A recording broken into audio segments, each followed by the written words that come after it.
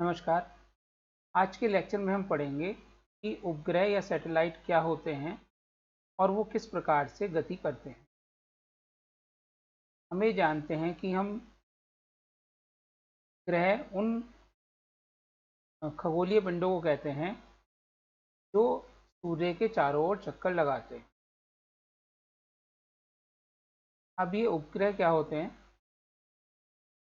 ऐसे पिंड, मतलब जिनमें द्रव्यमान है, जो ग्रह के परितः घूमते हैं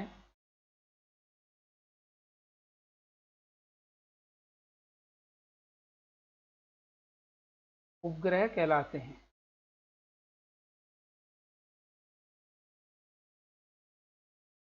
ये दो प्रकार के होते हैं।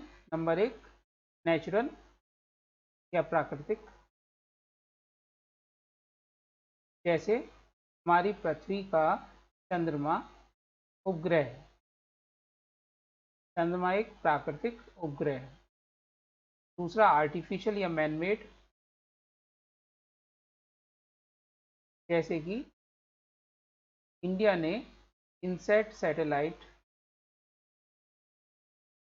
आर्यभट्ट सैटेलाइट आदि छोड़ी, जो कि पृथ्वी के चारों ओर चक्कर लगाते हैं, जिनको हम आर्टिफिशियल सैटेलाइट कहते हैं।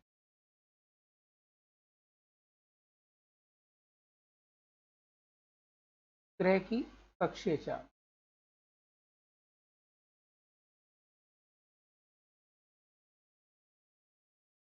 ऑर्बिटल वेलोसिटी ऑफ सैटेलाइट या orbital speed of satellite, E not.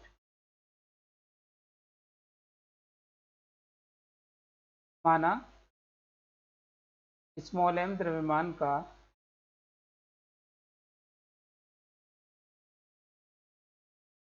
एक उपग्रह कैपिटल एम द्रव्यमान के ग्रह के परितः स्मॉल आर त्रिज्या की कक्षा में घूम रहा है।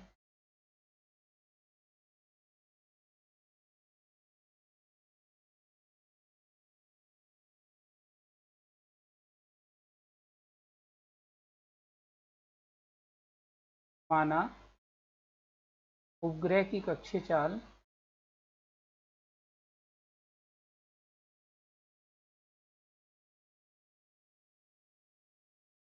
ई नॉट, ग्रह की त्रिज्या कैपिटल आर, व तल से उपग्रह की ऊंचाई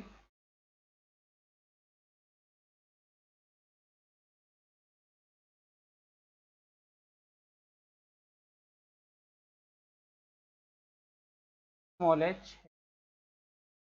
हमने मान लिया कि ये ग्रह है, इसका द्रव्यमान कैपिटल एम है और इसकी त्रिज्या कैपिटल आर है।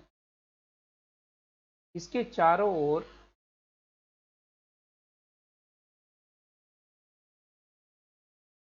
स्मॉल आर त्रिज्या के एक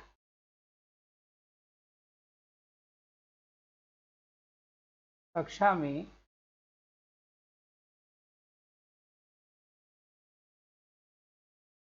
ग्रह घूम रहा है।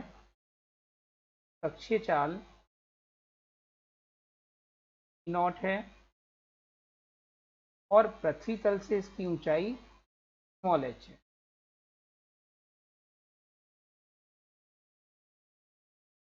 तो इसे घूमने के लिए आवश्यक अभिकेंद्र बल गुरुत्वाकर्षण बल से प्राप्त होगा। अतः अभिकेंद्र बल mv0² small R is equal to गुरुत्वाकर्षण बल capital M small M over small R. इससे v0 की वैल्यू आ जाएगी अंडर रूट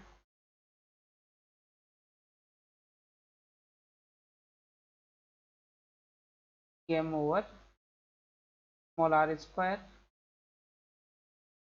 और अंडर रूट जी एम की वैल्यू होती है, क्योंकि under root equal to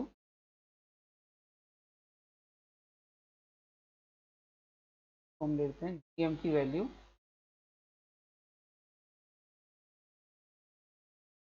ji M is equal to small G R square, अतः V naught is equal to under root small G R square over R plus. ये फार्मूले आ गए उपग्रह की कक्षीय चाल के। उपग्रह का परिक्रमण काल यानी time period for one revolution,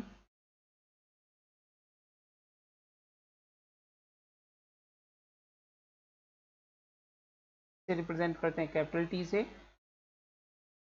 एक चक्कर में लगा समय, एक चक्कर में चली गई कुल दूरी 2 पाई आर अपॉन कक्षीय चाल वी नॉट के बराबर होगा।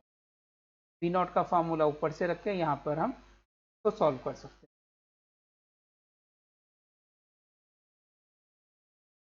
नेक्स्ट हेडिंग,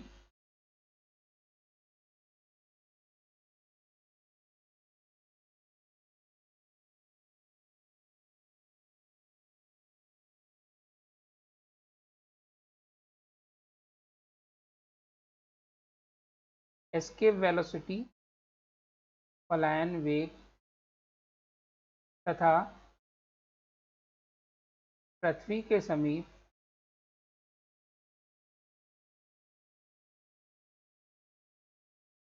कक्षा में उपग्रह की कक्षीय चाल, ऑर्बिटल वेलोसिटी, ऑर्बिटल स्पीड, कक्षीय चाल में संबंध।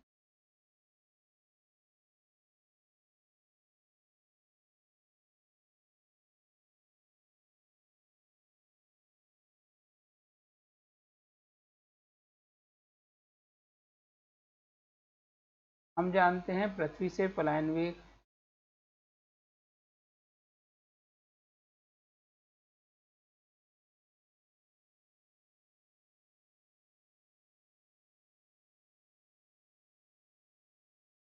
या पलायन चाल E is equal to under root twice G capital R. यदि सैटेलाइट पृथ्वी के समीप हो, यदि उपग्रह पृथ्वी के समीप है, तो जो ऊंचाई है वो बहुत कम होगी पृथ्वी की त्रिज्या से, तब Q is equal to under root small G capital R square over R plus H से V naught is equal to under root T R. अतः इन दोनों से हम निकाल सकते हैं कि escape velocity equal to under root 2 times of कक्षीय चाल।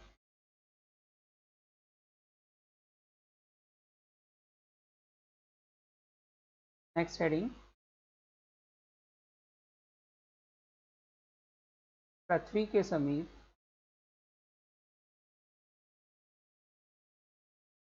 उपग्रह को कक्षा छोड़ने के लिए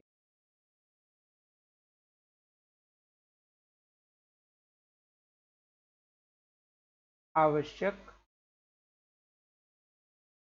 अतिरिक्त ऊर्जा, यानी हम पृथ्वी के समीप यदि कोई उपग्रह घूम रहा है तो उसमें कितनी ऊर्जा दे दें कि वो अपनी कक्षा छोड़कर अनंत में चला जाए।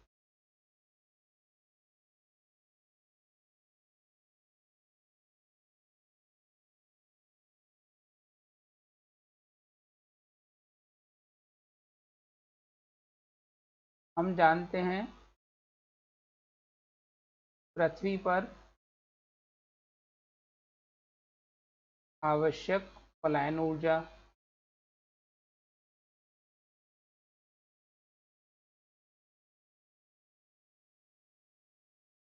Equal to half M square. और उपग्रह की कक्षीय गतिज ऊर्जा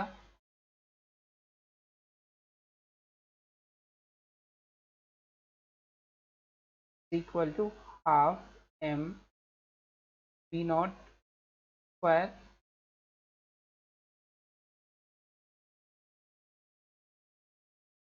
पृथ्वी के समीप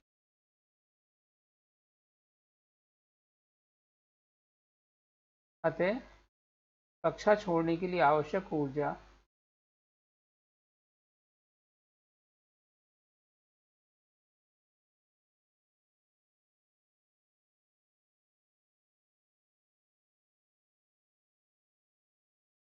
equal to half M square minus half M V naught square, और ये वैल्यू हम ऊपर निकाल चुके हैं, इन दोनों का आपस में रिलेशन। ये हो जाएगा हाफ पी होता है √2 GR, तो ये हो जाएगा into GR minus half into GR, ये बचेगा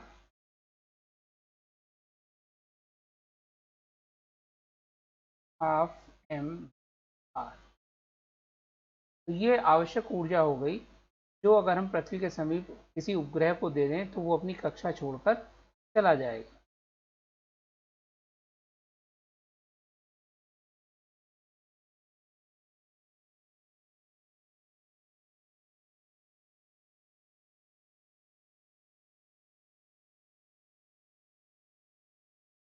उपग्रह की कुल ऊर्जा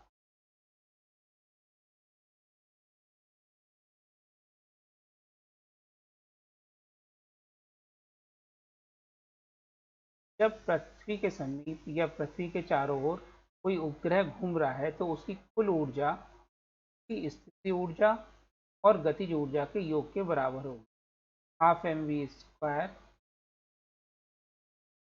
और जो स्थिति ऊर्जा है वो होगी, अगर वो स्मॉल आर त्रिज्या में घूम रहा है तो इसमें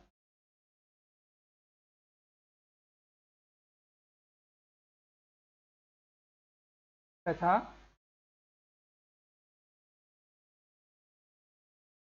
लेस देन जी, ये आ जाएगा minus capital M small M over,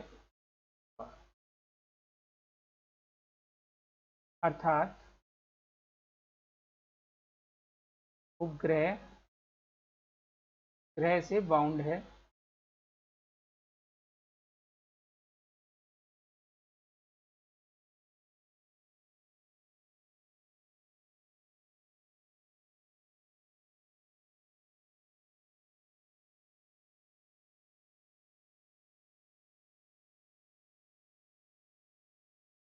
यदि कुल ऊर्जा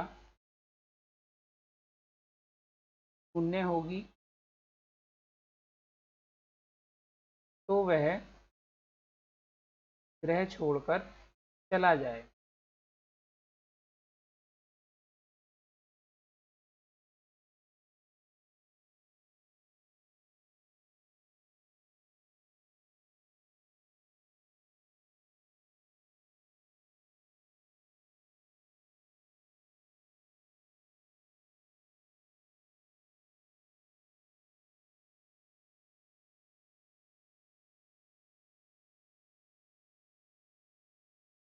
कुल ऊर्जा नियत रहती है,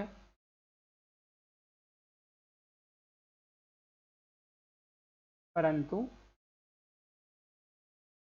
गतिज ऊर्जा व स्थितिज ऊर्जा आपस में बदलती रहती है।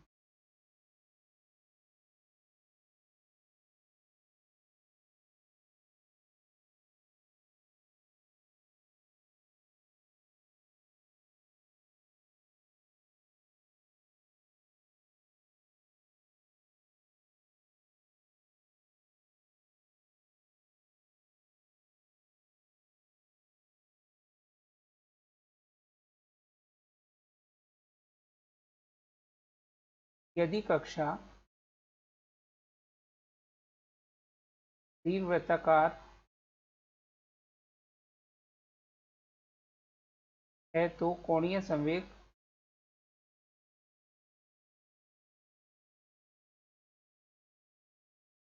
संरक्षण से V1R1 is equal to V2R2, अर्थात ग्रह के पास आने पर वेग बढ़ेगा,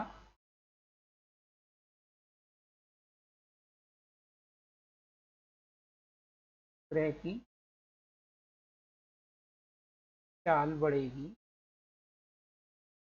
तथा दूर जाने पर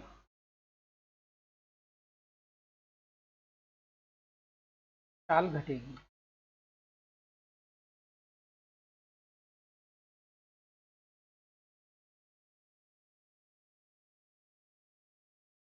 एक क्वेश्चन ये आता है कि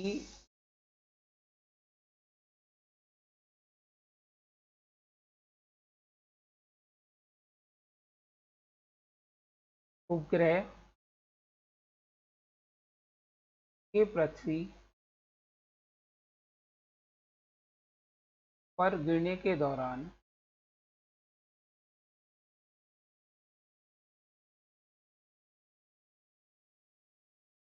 का वेग बढ़ता है, चाल बढ़ती है,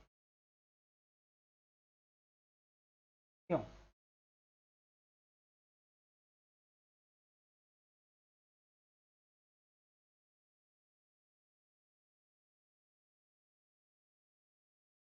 किसी घूमते उपग्रह का वेग वायु आदि के घर्षण के कारण कम होता जाता है।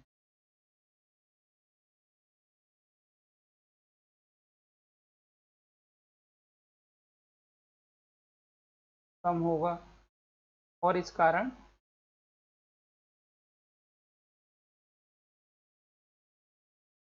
अपकेंद्र बल कम होगा। अपकेंद्र बल यानी कि mv0 स्क्वायर/r।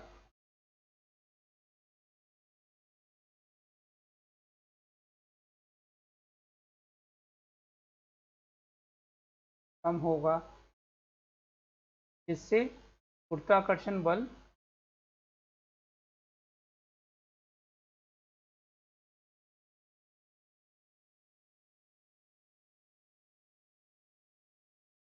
उपग्रह की कक्षा को कम कर देगा।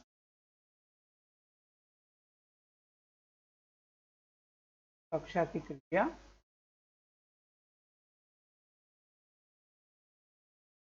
कम कर देगा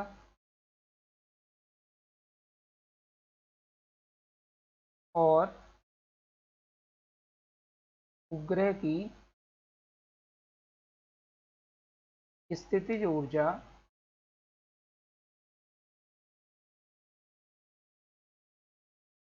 घट जाएगी।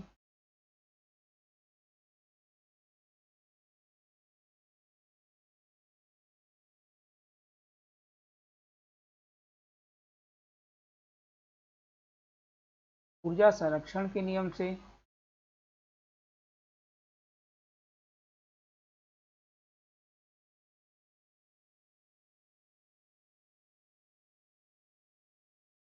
स्थितिज ऊर्जा घटने पर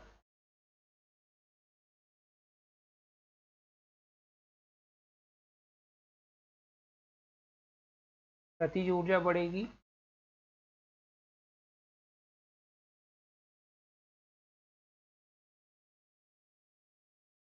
और इस कारण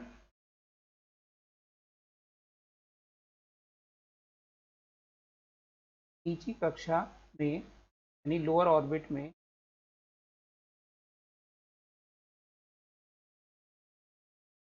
उपग्रह का वेग उसकी चाल बढ़ जाएगी।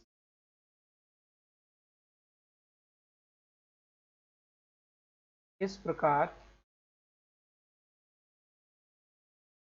वह स्पाइरल यानी सर्पिलाकार पथ में चलता हुआ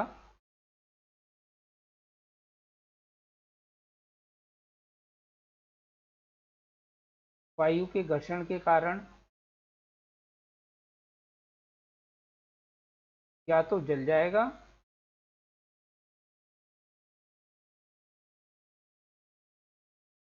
या पृथ्वी पर गिरेगा।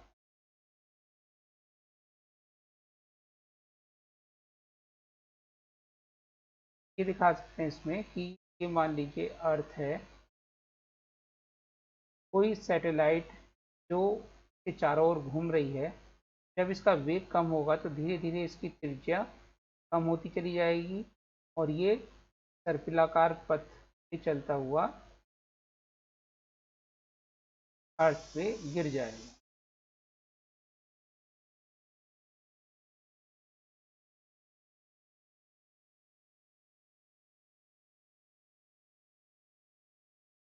इस प्रकार से इसकी गति होगी।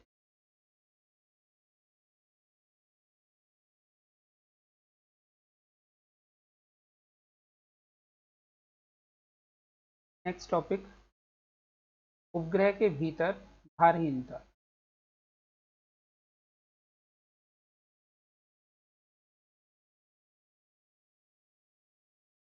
वेटलेसनेस इन सैटेलाइट।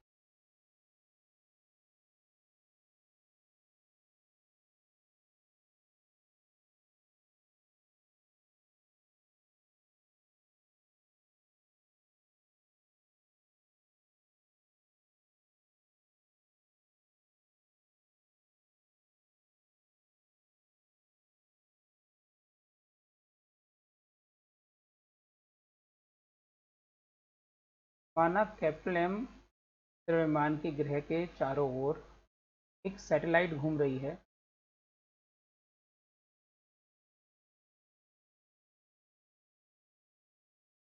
की त्रिज्या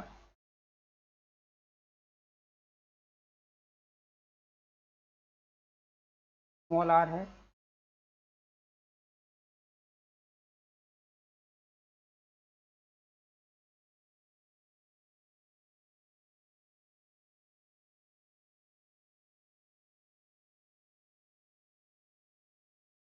इसके अंदर, सैटेलाइट के अंदर अगर कोई द्रव्यमान m रखा हुआ है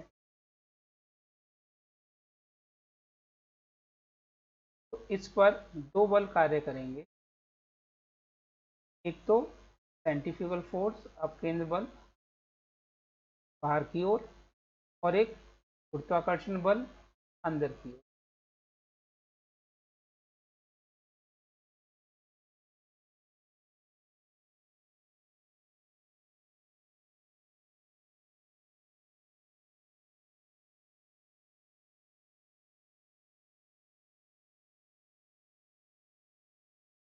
माना चित्रानुसार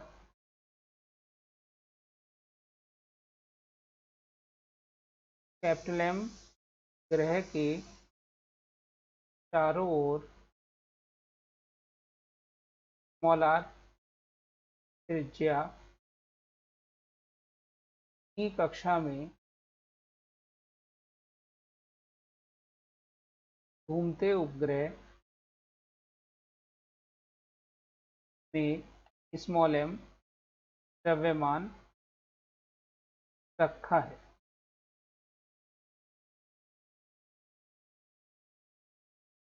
स्मॉल एम पर कुल बल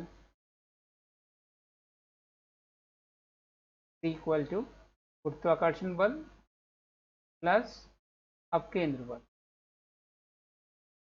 दोनों की दिशा विपरीत है। गुरुत्वाकर्षण बल हो गया capital M small M over small R, और अपकेंद्र बल हो गया minus M V naught square over small R. V naught की वैल्यू हम जानते हैं, under root G M over R. ये हो जाएगा G capital M small M over small R minus M by R. V naught की value रख दी हम, आकर्षण पर है G capital M small M over R square. ये हो गया ओवर स्मॉल आर, कुल मिला के नेट बल 0, अर्थात स्मॉल m पर कोई बल नहीं होगा, अतः W is equal to m in 0 that is 0, का भार शून्य महसूस हो। बल नहीं है, W जो होता है वो बल के बराबर होता है, W इक्वल टू कुल बल, कुल बल शून्य है,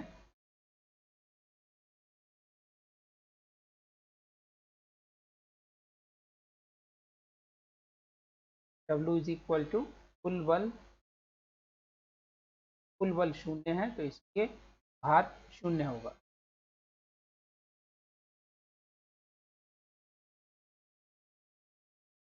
इसी कारण उपग्रह में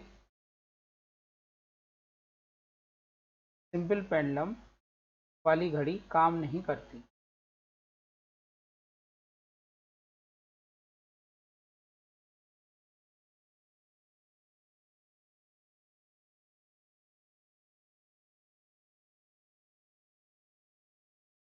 क्योंकि जब कुल बल शून्य होगा तो G इज इक्वल टू 0 और T equal to 2 pi under root L over G से अनंत, यानी कि वो दोलन ही नहीं करेंगे।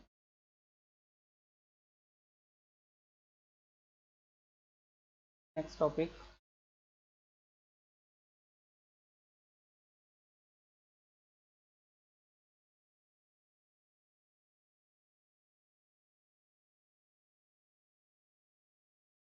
पृथ्वी की कक्षा में कृत्रिम उपग्रह को स्थापित करना, या किसी भी ग्रह की, पृथ्वी के लिए ले रहे हैं हम पहले, पृथ्वी की कक्षा में किसी भी ग्रह में करेंगे तो प्रोसेस एक से ही रहेगा, कक्षा में कृत्रिम उपग्रह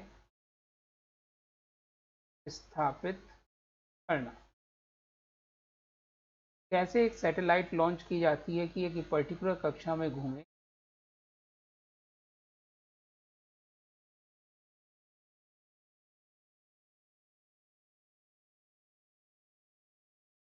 इसके लिए रॉकेट के द्वारा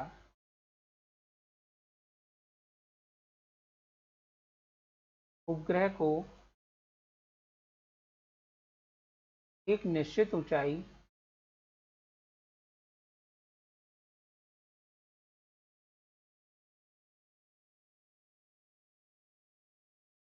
स्मॉल h पर पहुंचाकर हॉरिजॉन्टल वेलोसिटी दे देते हैं, क्षैतिज वेग देते हैं।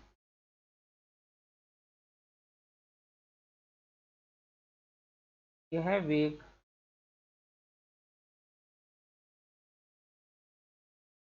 ग्रह के द्रव्यमान पर निर्भर करेगा,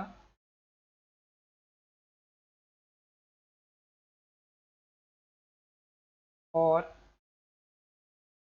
इसी के अनुसार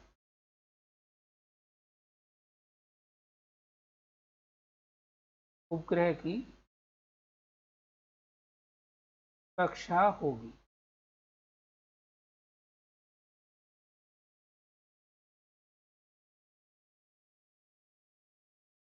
तो यह वेग ग्रह और उपग्रह दोनों के द्रव्यमान पर निर्भर करेगा, ग्रह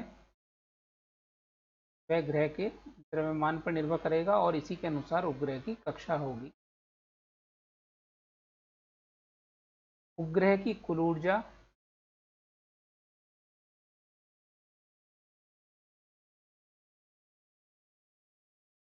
कैपिटल ई इक्वल टू, हम जानते हैं कुल ऊर्जा होती है इसकी half m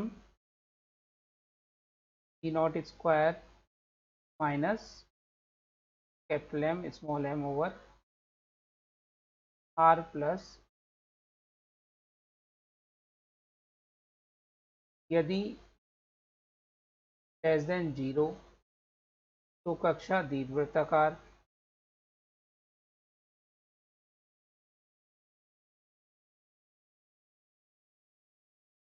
is equal to 0 तो कक्षा पैराबोलिक,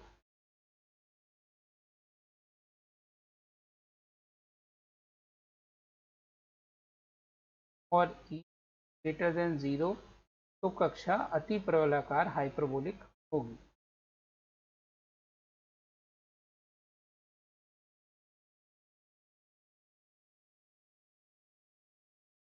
इसको हम चित्र में दिखाते हैं कि ये हमारे पास कोई प्लैनेट है जिसका द्रव्यमान कैपिटल एम और त्रिज्या कैपिटल आर है। इससे स्मॉल एच हाइट पर ले जाकर हमने वेग दिया। अब तीन स्थितियां संभव है कि वेग इतना है कि जब उपग्रह घूमे उसकी कक्षा दीर्घवृत्ताकार हो जाए,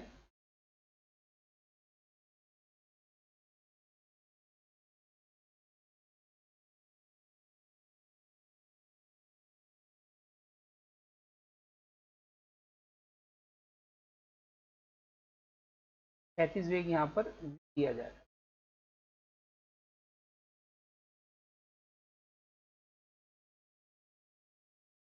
तो ऊर्जा के आधार पर जब E का मान लेस देन 0 है तब दीर्घवृत्ताकार होगी,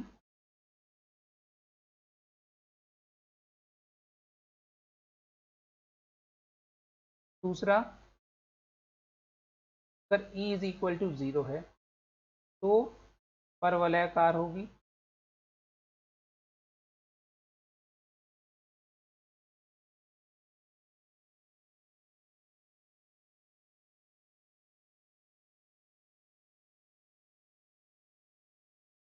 और अगर E ग्रेटर देन 0 यानी टोटल एनर्जी ग्रेटर देन 0 है तो अति परवलयाकार होगी।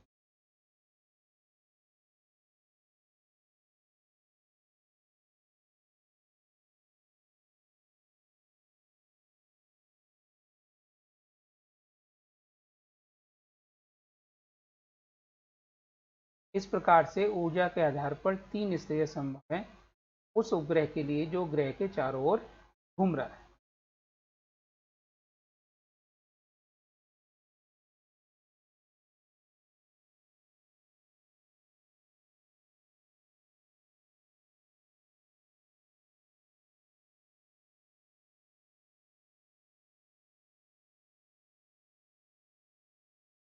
यदि कम ऊंचाई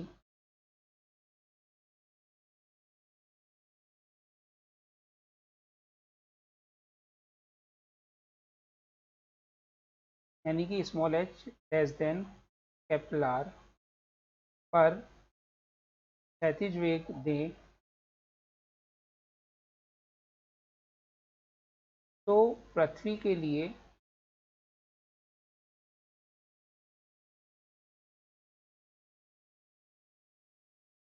गणनानुसार कैलकुलेशन करी गई, उसके अनुसार पहला case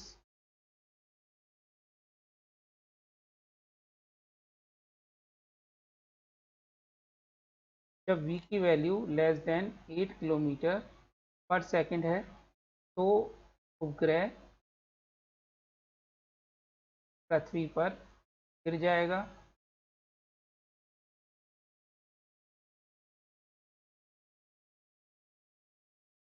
number 2, v is equal to 8 kilometre पर सेकंड तो वृत्ताकार पथ पे चलेगा।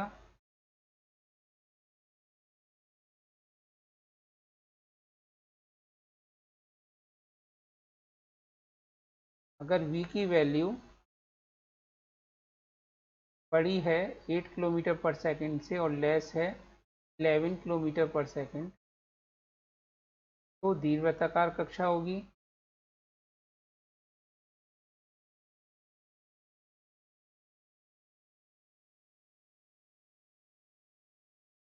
और अगर वेग बड़ा है 11 किलोमीटर पर सेकंड से, तो उपग्रह कक्षा छोड़कर चला जाएगा।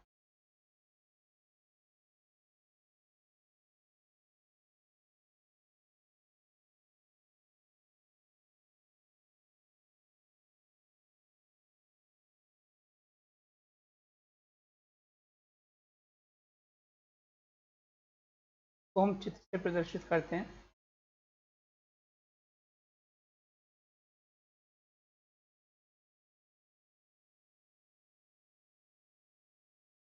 ये 8 त्रिज्या का ग्रह है।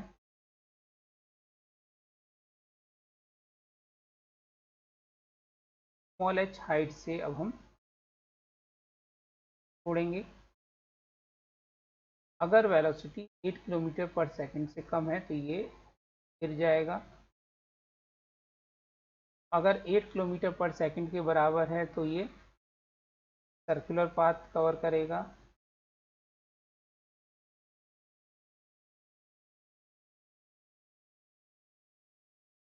और अगर 8 से 11 किलोमीटर के बीच में है तो ये दीर्घवृत्ताकार कक्षा तय करेगा।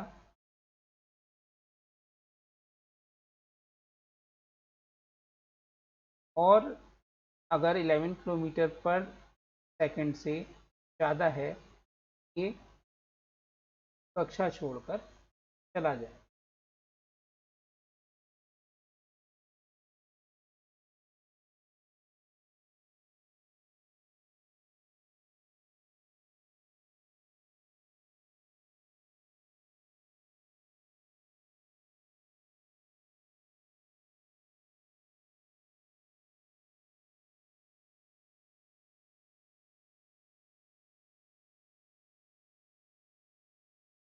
b की वैल्यू 8 से 11 के बीच और लेस देन 8, ब्लू कलर में दिखाया हमने लेस देन।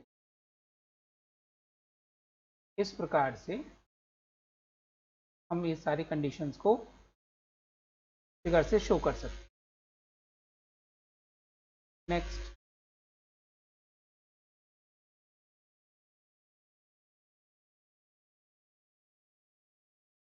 किसी भी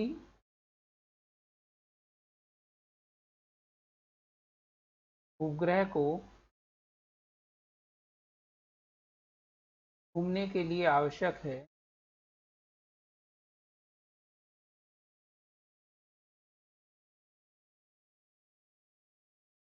कि उसकी कक्षा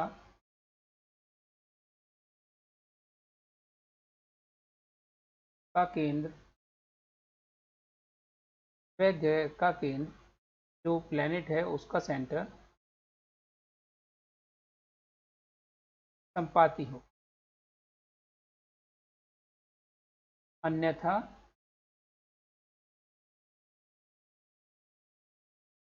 उपग्रह को घूमने के लिए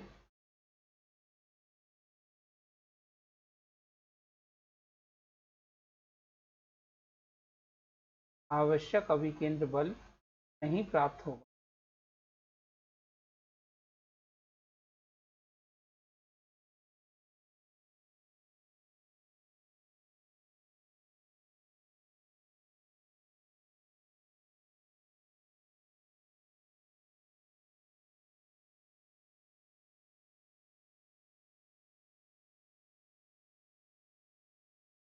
नेक्स्ट है ग्लोबल नेविगेशन सैटेलाइट सिस्टम। उससे पहले हम पढ़ लेते हैं भूस्थायी या सिंक्रोनस जियो सैटेलाइट।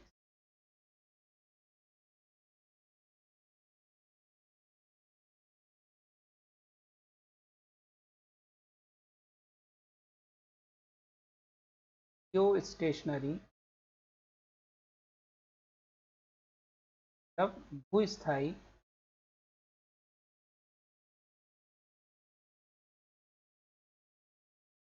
या सिंक्रोनस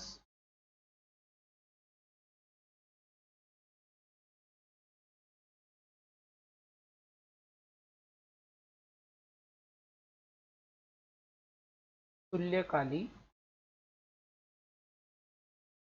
उपग्रह। क्या होता है इसका?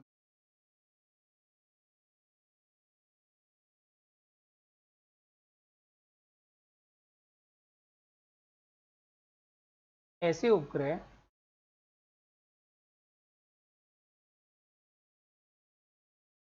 जो पृथ्वी के सापेक्ष स्थिर रहें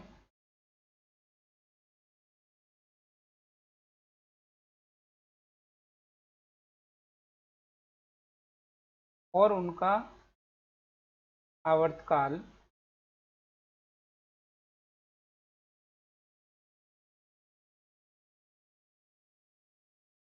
पृथ्वी के घूमने के आवर्तकाल के बराबर हो,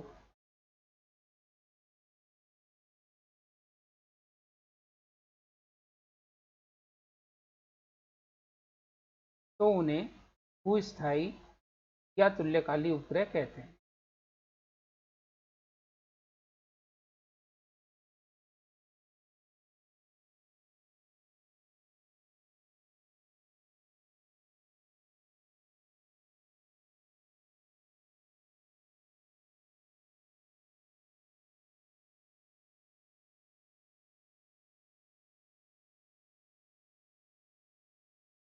इन उपग्रहों की ऊंचाई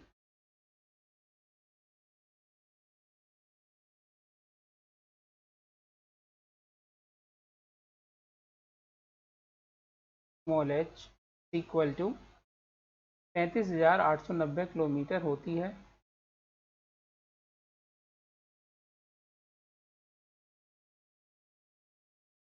तथा इनकी ऑर्बिट का प्लेन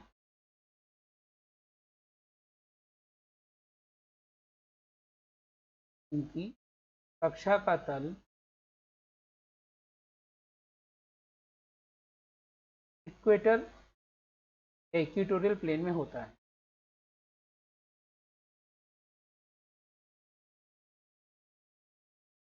विषुवतीय यानी इक्वेटोरियल प्लेन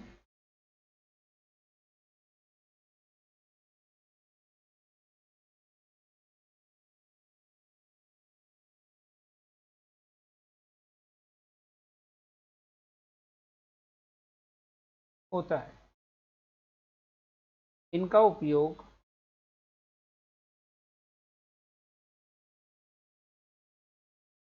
टीवी, रेडियो आदि कम्युनिकेशन में आदि संचार माध्यमों में किया जाता है।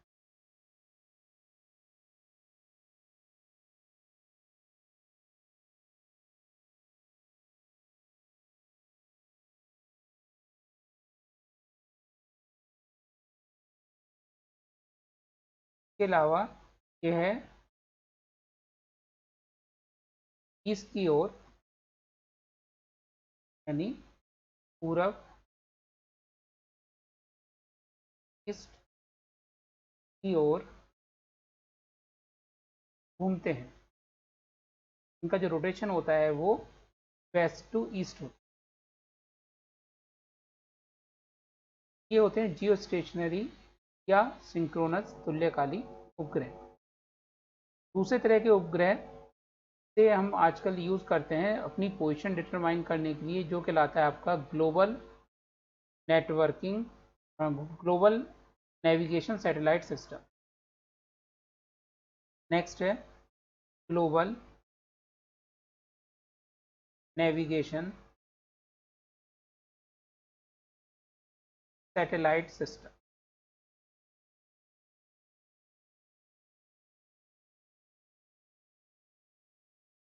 GNSS।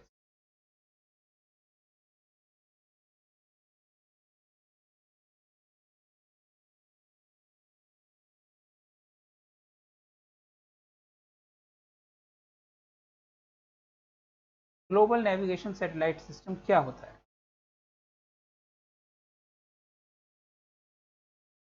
यह एक सैटेलाइट या उपग्रह आधारित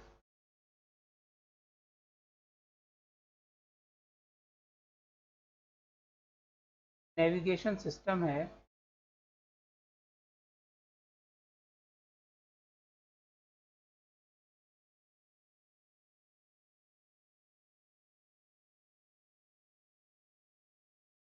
के लिए कम से कम 4 सैटेलाइट की आवश्यकता होती है।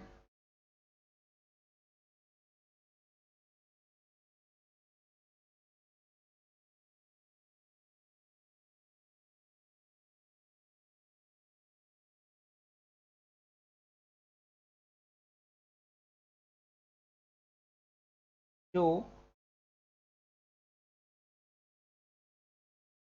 एक दिन में 2 चक्कर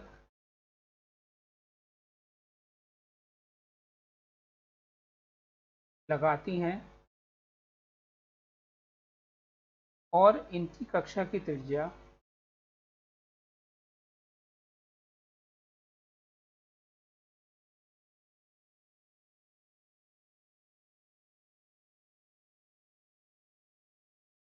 20,200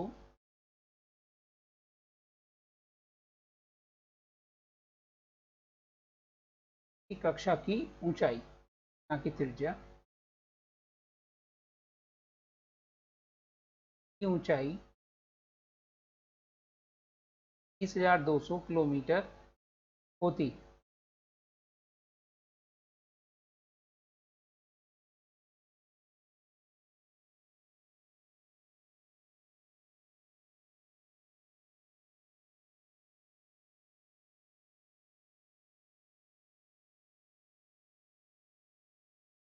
प्रत्येक सैटेलाइट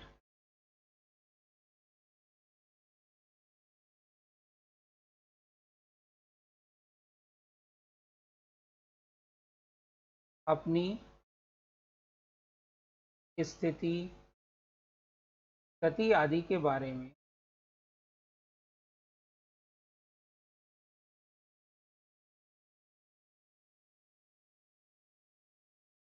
सिग्नल भेजता है।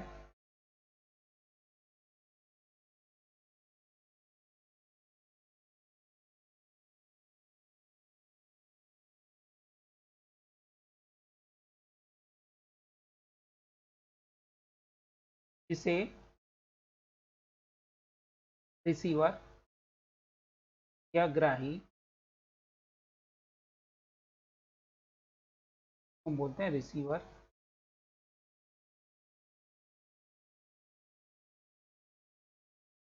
प्राप्त करता है। वह फिर त्रिकोणीय विधि से ट्रायंगुलर मेथड से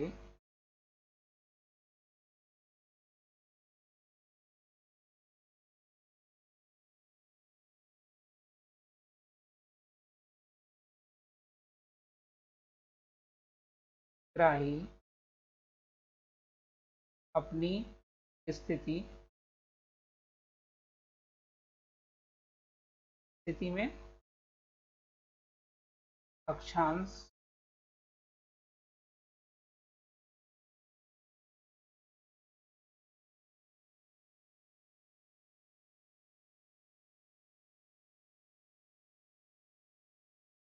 देशांतर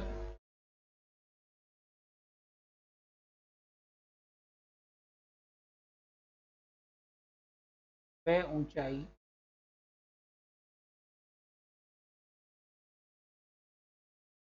अक्षांश को इंग्लिश में बोलते हैं लैटिट्यूड,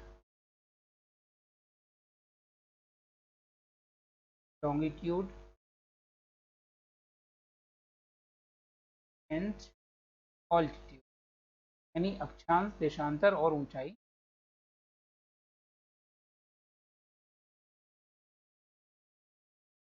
स्थिति में ये 3 चीज आएंगी। गति आदि ज्ञात कर लेता है।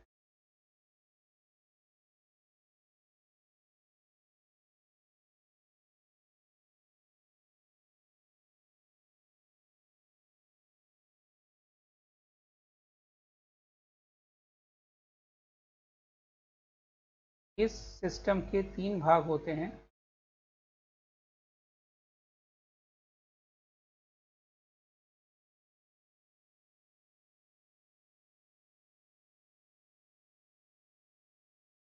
नंबर 1, स्पेस सिस्टम या आकाश सिस्टम में सैटेलाइट आती हैं।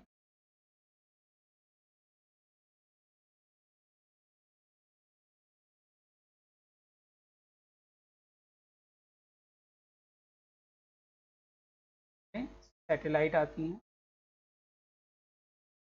दूसरा, कंट्रोल सिस्टम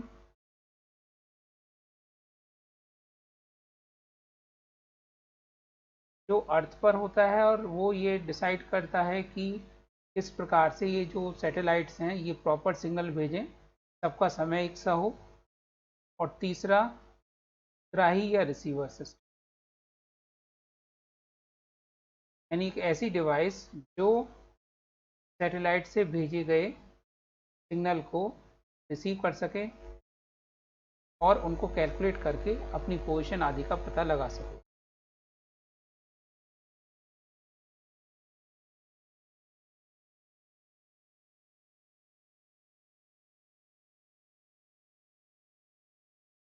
GNSS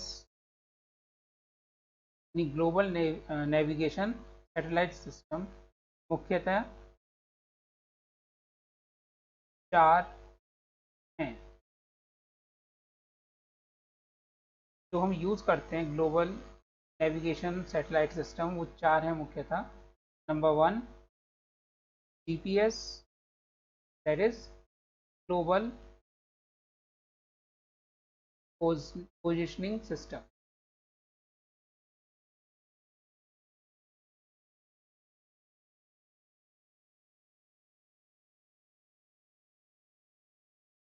यह यूएस आर्मी या अमेरिका द्वारा, अब नासा द्वारा, अमेरिका द्वारा संचालित है।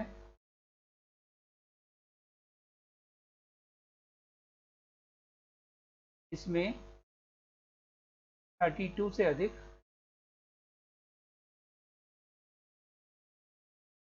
उपग्रह हैं।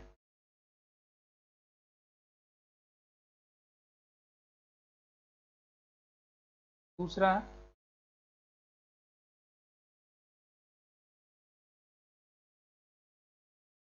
ELONASS,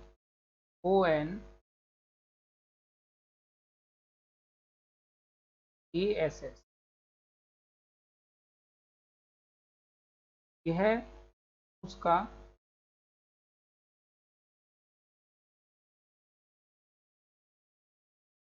पोजिशनिंग सिस्टम है।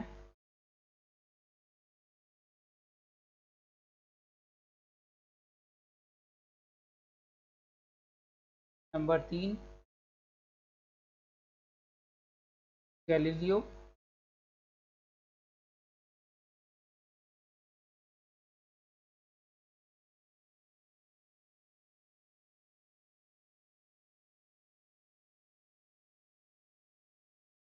यह यूरोप का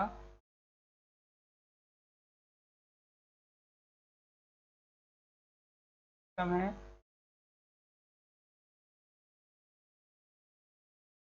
नंबर 4, बाइडू,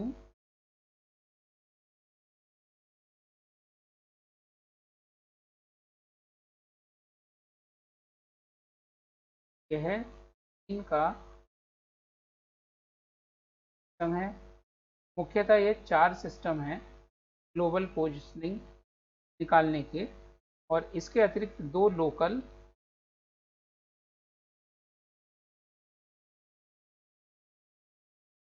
2 क्षेत्रीय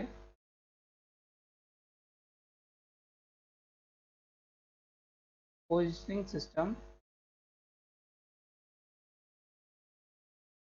का स्थिति सिस्टम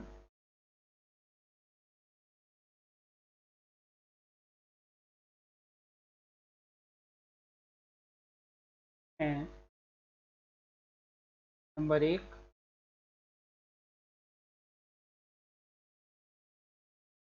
QZ SS, ये जापान का है।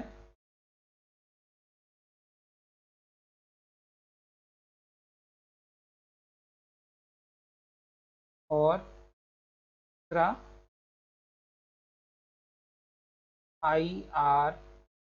IRNSS या